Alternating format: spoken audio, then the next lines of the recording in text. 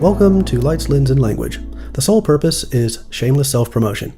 Today is Russian Day.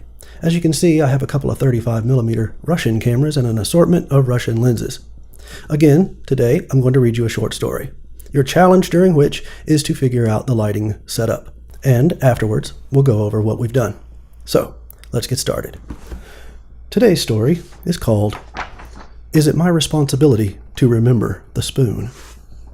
While driving down I-95 to a long-awaited Florida vacation, I suddenly, with no accompanying surprise, get a hankering for a Wendy's Frosty.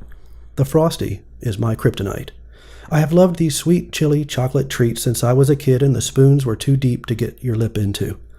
Recently, however, a tragic and sacrilegious event has occurred.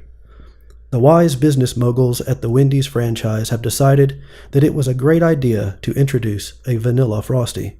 Now I ask you, is that reasonable? I say quit messing with my childhood, but I digress. So after a few miles of controlling my Frosty fever, I spy an exit with a Wendy's listed on the sign, and with a flip of the directional indicator, I steer to the right and on to the ramp.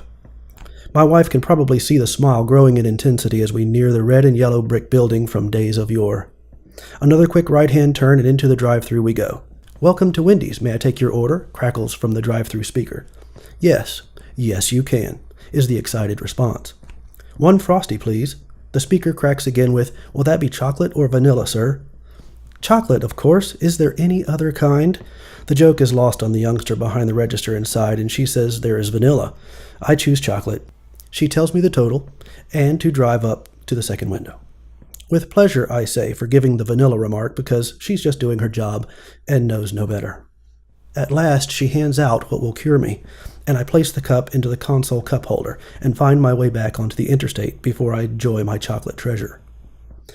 Once I'm on the way, I retrieve the Frosty, remove the lid, and ask my wife for the spoon. I don't have the spoon, she replies. I look in my lap to see if I dropped it there. Nope. On the floor between my feet? Negative. Under the AC controls in the console where the unused pins go to die? No. I begin to panic. Look into the glove compartment and see if there's an extra spoon there. I say this a little more harshly than intended because I recognize the impending doom that awaits me. No extra spoons to be found. Only straws. Straws? Those are useless when it comes to Frosties. Everybody knows it's easier to suck a golf ball through a garden hose than a Frosty through a straw. I then near what I term the horror movie screech. It's that sound in a movie when the protagonist realizes that someone is in the house with them. It is usually accompanied by a very fast camera zoom into their face. What to do? I have limited time because my precious frozen dessert is quickly melting. My wife innocently suggests that I wait until it melts a bit and then use a straw like a milkshake. Blasphemy, woman. I control my urge to go into a lengthy diatribe about how little she understands of the Frosty-man relationship. Condensation is now forming on the outside of the cup and my dreams trickle down the sides with it. But then, 8 miles down the interstate, I spy another Wendy's sign. Glory, glory, I have renewed energy and a sense of urgency. I may have lost this Frosty, but I know one can take its place and be just as refreshing. I swing onto the ramp and into the parking lot. I toss the melted Frosty into the trash and go into the establishment, this time to make sure that I get my spoon. I make a beeline to the counter and order my Frosty. I'm sorry, sir. The Frosty machine is down right now. This is the unanticipated response from the man behind the counter. No! I can contain it no longer. I regale him with an enthusiastic version of what has just occurred to me, complete with hand-waving, arm-flailing, and maybe a bit of dramatic counter-pounding, with an odd comment about their burgers sometimes tasting like tinfoil that they are wrapped in. He apologizes again, and with that apology, I come to the realization that my childhood has died. It may have passed a long time ago, but I have not accepted it until now. I turn dejected and walk out with my head down and my spirit broken. At least there is still the Florida vacation, which I'll probably not enjoy as much as when I did as a kid either.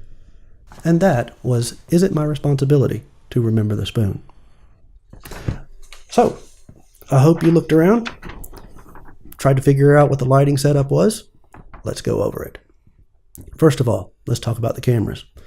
Canon 5D Mark III, Canon 7D Mark II, Canon T2i. On the 5D Mark III, we have a Russian Jupiter 9 85mm f2 with an M42 to EOS adapter. On the Canon 7D Mark II, we have a Russian Helios 44M-4. It is a 58mm f2, also with an M42 to EOS adapter. Then on the T2i, we have a Mir 24N. This is a 35mm f2 with an EOS adapter. Again, with the audio, we have the Zoom H4n with a splitter going to 2 cameras. And then on the T2i, I have a Rode shotgun mic, just for reference audio. For lighting, for the key light, we have an Aperture Amaran HR672 wide angle. Surrounding that, we have a D-Fuse collapsible softbox. This was a very unique little purchase. It has magnetic arms so that when you expand it, it stays in place, and Velcro to hook it to the light. For a hair light, we have an HR672S. This is a spot version of this LED. It also has a flag on it to keep light from hitting the background. I have put a tungsten filter on this just to give a little bit more color to the backside. Then on the floor, I have another Aperture LED light. It's an HR672 with a wide angle and a green gel on it just so that the white wall would not be so harsh. I have a remote control to control the brightness, and these are just put to taste. So that's our setup today for Lights, Lens, and Language. Next time will be a completely different setup with completely different lights and a completely different story.